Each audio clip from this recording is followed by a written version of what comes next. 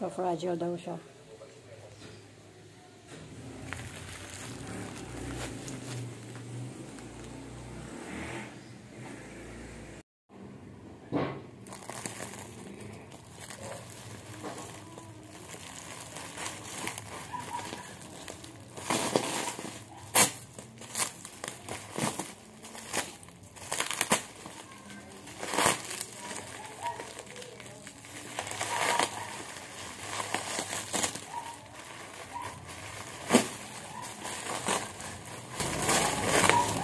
Parang manipis din.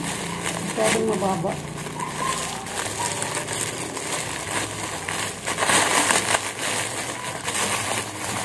Cervical waist.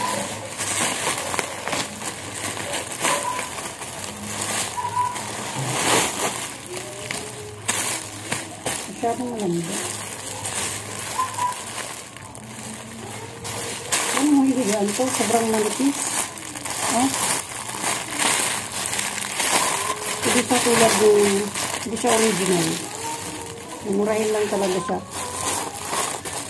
Ayan. Cervical pillow. Pero hindi siya talaga, parang upuan lang.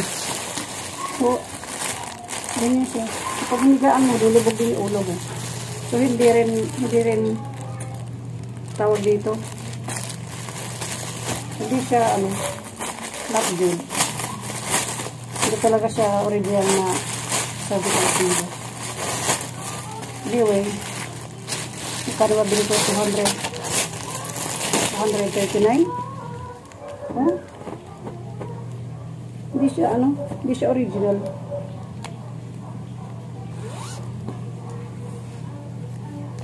Masyadong manipis. Pangit. Hindi siya okay. Hindi siya okay sa akin. Kasi pag gato kalambot, pag dumaga ng ulo mo, lulubog din yung, ang tendency niyan, pag nakahiga ka ganyan, kasi yung original nito, pag humiga ka, as in, para kang, kung nakatayo ka ganyan, pag nakahiga, gaganyan lang. Ito sa sobrang nipis. Yan o. Lulubog. Gaganon din yung ulo mo. Kasi ma-flat. Sobrang manipis.